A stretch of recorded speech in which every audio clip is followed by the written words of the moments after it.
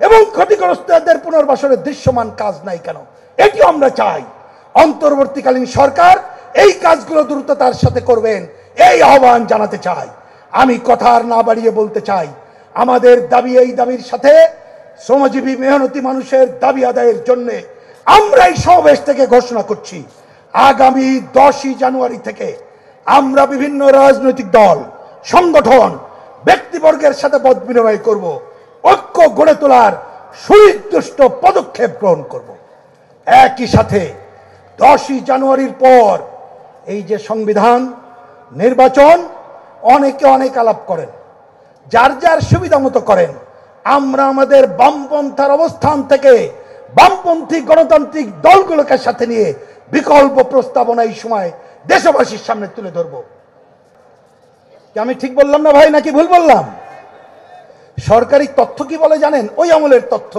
তারা বলছে 2010 থেকে 22 এই সময়ে শীর্ষ 5 মানে বড় লোকের 5 ভাগ আর গরিবের 5। 10 সালের আগে বৈষম্য ছিল 28 গুণ, আর 22 সালে এসে কত গুণ বৈষম্য হয়েছিল শুনবেন? 81 গুণ। 28 থেকে 81। ওই যার জন্য এলাকায় দেখছেন কেউ বড় লোক হয় আর কেউ গরিব হয়, এটাই চলছিল বাংলাদেশে। এইগুলো হচ্ছিল অর্থনৈতিক দুর্বৃত্তায়ন টিকে রাখার জন্য। আর এই অর্থনৈতিক দুর্বৃত্তরা এমন হয়েছে, তারা টাকা দেশে রাখে না, পাচার করে। পাচারের আমরা ডলারে শুনি 16 বিলিয়ন। আমি অন্য একটা বাংলা ভাষায় বলি। একজন অর্থনীতিবিদ হিসাব দিয়েছেন আমি এই জনসভায় আসার আগে। তিনি অঙ্ক করে বলেছেন, আপনার তো সময় কম, আমি অঙ্কটা দিলাম, একটু বলেন। উনি আমাদের লোক, এইটাও খালি আপনাদেরকে বলি। উনি অঙ্ক করে বলেছেন, এই যে 1 বছরে যে টাকা পাচার হয়েছে, আমাদের যে 40 লক্ষ গার্মেন্টস শ্রমিক, তাদেরকে যদি বাড়ি পাঠিয়ে দেই, কতদিনের বেতন দিতে পারি জানেন? 3 বছর। মনে রাখবেন, এর বাইরে আর এক বড় অপশক্তি আমাদের পাশের আধিপত্যবাদী এবং সাম্রাজ্যবাদী দেশ। তারা বাংলাদেশের উপরে আধিপত্য বিস্তার করতে চায়। আমাদের জাতীয় সম্পদ, আমাদের ভূ রাজনৈতিক কারণে অঞ্চলে প্রভাব বিস্তার, তার জন্য তারা চায় দুর্বল সরকার। আর বহু আগে তো আমাদের 90 দশকে এমন ফন্দি কাটছে, ক্ষমতায় যে থাকবে তার লোক, ক্ষমতার বাইরেও তার লোক। দ্বিদলীয় ধারায় বাংলাদেশকে তারা নিয়ে এসেছে। তারা চায় এই ধারা থাকুক অথবা যে আসবে তার লোক। তা তার লোক আসলে তো ভাই মুক্তি নাই। অতএব বিকল্প শক্তি সমাবেশ ছাড়া আমাদের আর কোনো পথ নাই। আমরা তাই আহ্বান জানাই, আজকের এই সমাবেশ থেকে সেই বিকল্প শক্তি সমাবেশ গড়ে তোলার আরেকবার শপথ আমরা উচ্চারণ করব। এই সময় বহুল আলোচিত শব্দ গণ অভ্যুত্থান, বিপ্লব। কে কথা শুনছেন না? যারা বলে এইটা তো গণ অভ্যুত্থান নিশ্চিত, আমরা বলছি, আমি ব্যাখ্যায় যাচ্ছি না। বিপ্লবের যারা কথা বলেন, আপনারা বিপ্লব দেখেনও নাই, বোঝেন নাই। আপনারা বহু কিছু হাইজ্যাক করতেছেন। আগের সরকার আমরা দেখলাম ওই যে মালিক শ্রমিক ঐক্য করে মে দিবস হাইজ্যাক করছিল। এনারা কমরেডসও হাইজ্যাক করে, বিপ্লবও হাইজ্যাক করে। তা হাইজ্যাকে কিছু আসে যায় না। এটা ঠিক। বাংলাদেশের মানুষকে মুক্ত করতে গেলে সামাজিক বিপ্লব সম্পন্ন করতে হবে সমাজতন্ত্রের লক্ষ্যে। আগামীতে বাংলাদেশের কমিউনিস্ট পার্টি এই সমাজ বিপ্লব সম্পন্ন করে বাংলাদেশের মানুষকে মুক্ত করবে। আজকের এই সমাবেশ থেকে সেই শপথ আমরা উচ্চারণ করছি। আমরা ওই সাম্প্রদায়িক এবং স্বাধীনতা বিরোধী শক্তিবাদে অন্য যারা আছেন, এই স্বৈরাচার যাতে ফিরে না আসতে পারে, যেন অরাজনৈতিক শক্তি অন্য কারোর মদকে ক্ষমতায় দীর্ঘায়িত না করতে পারে, আসেন তার জন্যে দ্রুত ভোটের যতটুকু প্রয়োজন নির্বাচন করে যাতে ভোটের মধ্যে যেতে পারি, তার জন্য আমরা ঐক্য গড়ে তুলি। আমরা যার জায়গা থেকে আন্দোলন করি, রাজপথ আমাদের ঠিকানা বলে দেবে। কোনোভাবেই আমরা গণঅভ্যুত্থানের শহীদের চেতনাকে ভুলণ্ঠিত হতে দিতে পারি না। আমার বিবেচনাটা পরিকল্পিত অন্তর্বর্তী সরকার। তার মানে কি, কালীন শব্দটা বলে না, মানে ওনারা কালটাল বলতে চায় না। আমরা বলি আপনার অন্তর্বর্তীকালীন সরকার টাইম ফ্রেম করেন। অন্য আলোচনায় গেলাম না। 15ই জানুয়ারি নাকি কি ভাবছেন? আমি বলি 15ই জানুয়ারিতে দয়া করে সংস্কারের নামে কি করতে চান পরিষ্কার করে বলেন। বললে আমরা বলেছি আগের স্বৈরাচার অনেক প্রতিষ্ঠান ধ্বংস করে দিয়েছে, এটা গড়ে তুলতে হবে। তা আপনি যদি কিছু রিকমেন্ডেশন দেন ভালো কথা, আমাদের সাথে কথা বললে পরামর্শ দেব। শুনে রাখেন ভাই, কথাটা কিন্তু বলে না। 3বার ডাকছিল ইস্যু ভিত্তিক সংলাপ, 1 সেপ্টেম্বর থেকে বলছিল, কিন্তু এখনো সংলাপ করে নাই। আশা করব আমাদের সাথেও কথা বলেন, আন্দোলনকারী শক্তির সাথে কথা বলেন, কথা বলে যতটুকু ঐক্যমত্য করা যায় কাজ শুরু করেন। কি কি করবেন বলেন। কিন্তু জরুরি কাজ হলো আর এক মুহূর্ত দেরি না করে 15ই জানুয়ারির মধ্যে নির্বাচনের সুনির্দিষ্ট তারিখ ঘোষণা করেন। এইটার কোনো বিকল্প নাই। মনে রাখবেন, হ্যাঁ অনেকের সৎ উদ্দেশ্য আছে, অস্বীকার করি না। মনে করছেন নির্বাচন হলে কি সব হয়ে যাবে? হবে না জানি, কিন্তু জনগণের উপরে ভরসা রাখতে হবে। সেইটা না রেখে আপনি যদি দীর্ঘায়িত করতে চান ক্ষমতা, নানা অপশক্তি সুযোগ নেবে, আপনি শেষ কাজ করতে পারবেন না। আমরা এটা আকাঙ্ক্ষা করি না। অতএব বলি, নির্বাচনের সুনির্দিষ্ট তারিখ ঘোষণা করেন, আর 1 সেকেন্ড দেরি না করে নিত্যপণ্যের দাম কমান, জানমালের নিরাপত্তা বিধান করেন। আমি দুঃখের সাথে বলতে বাধ্য হচ্ছি, আমাদের দেশের ধর্মীয় সংখ্যালঘু এবং জাতিগত সংখ্যালঘু আর গরিব মানুষ কেন বিপদে থাকবে? এটা তো ঠিক।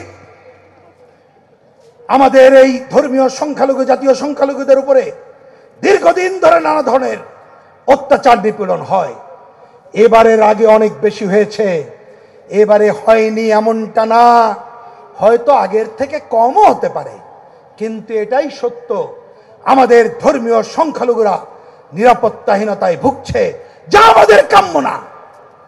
পাশের দেশ ভারত, তাদের মিডিয়া প্রকৃত সত্যের বাইরে অসত্য তথ্য প্রচার করে, আর আমাদের অনেকে সেই ফাঁদে পা দেয়। আমাদের পরিষ্কার বক্তব্য, আমরা ধর্মীয় জাতিগত সংখ্যালঘু এবং গরিব মানুষের সাথে ছিলাম, আছি, তাদের কোনো অসম্মান সহ্য করব না। এই দেশকে তাদের নিরাপদ বাসস্থান হিসাবে আমরা করে তুলব। কমিউনিস্টরা এক্ষেত্রে কোনো ছাড় দেবে না। সরকারকে বলি, অস্বীকার করবেন না, যা সত্য স্বীকার করবেন। একটা ঘটনার পরে আমরা গিয়েছিলাম স্বরাষ্ট্র উপদেষ্টার কাছে, ওনাকে ধন্যবাদ জানাই। উনি অস্বীকার করেন নাই, উনি দায়িত্ব পালন করেছেন। সবাই দায়িত্ব পালন করবে, এটাই আমাদের পরামর্শ। আমাদের বক্তব্য পরিষ্কার, অনেক কাজ করছেন। 40 লক্ষ শ্রমিকের 3 বছরের সমান টাকা প্রতি বছরেরা পাচার করে। তার মানে ভাই দাঁড়ালো কি? বাড়ির পাশে উঁচু নিচু দেখছেন, আর টাকা চলে যায় বিদেশে। সম্ভবত এই বাংলাদেশ একটা বৈষম্যের বাংলাদেশে রূপান্তরিত হয়েছে। আর এই অর্থনৈতিক দুর্বৃত্তায়ন টিকিয়ে রাখতে গেলে ওদের ক্ষমতায় থাকতে হয়। ক্ষমতায় থাকার জন্যেই তাকে কর্তৃত্ববাদী করতে হয়, স্বৈরাচারী হইতে হয়, পরিবারতন্ত্র করতে হয়, ফ্যাসিবাদী হইতে হয়। এটাই তারা হয়েছে, এটাই হলো অঙ্ক। তাহলে আজকে যে আমরা বৈষম্য বিরোধী আন্দোলনে বিজয়ী হলাম, জুলাই আগস্টে রক্ত দিলাম, আমার তরুণ বন্ধু রিজভী রক্ত দিল, আমার ক্ষেত মজুর নেতা প্রদীপ রক্ত দিল, তাহলে এই রক্তের উত্তরাধিকার হিসাবে বাংলাদেশকে বৈষম্য মুক্ত করা ছাড়া অন্য কোন স্লোগানকে, গণতন্ত্র ছাড়া অন্য কোন স্লোগানকে আমরা গ্রহণ করব না। কেউ যদি মনে করেন একটু উল্টিয়ে দিয়েছি, ক্ষমতায় অনেক দিন থাকতে কি পারবেন? অন্তর্বর্তীকালীন সরকার একটা আছে, আমরা একটু মজা করে বলি ওনার অন্তরের কথা বুঝতে পারছি না। কি বুঝতে পারেন অন্তরের কথা? বোঝা যাচ্ছে না। তবে বোঝা যাচ্ছে নানা ধরনের ছলে বলে কৌশলে ক্ষমতা দীর্ঘায়িত করতে চায়। আমরা পরিষ্কার করে বলতে চাই, ভোট জনগণ দিতে পারে নাই, বিক্ষুব্ধ ছিল। ভয়ের রাজত্ব কায়েম হয়েছিল, বিক্ষুব্ধ ছিল। নিজের আয় নাই, জিনিসপত্রের দাম বেড়ে যাচ্ছে, বিক্ষুব্ধ হয়েছিল।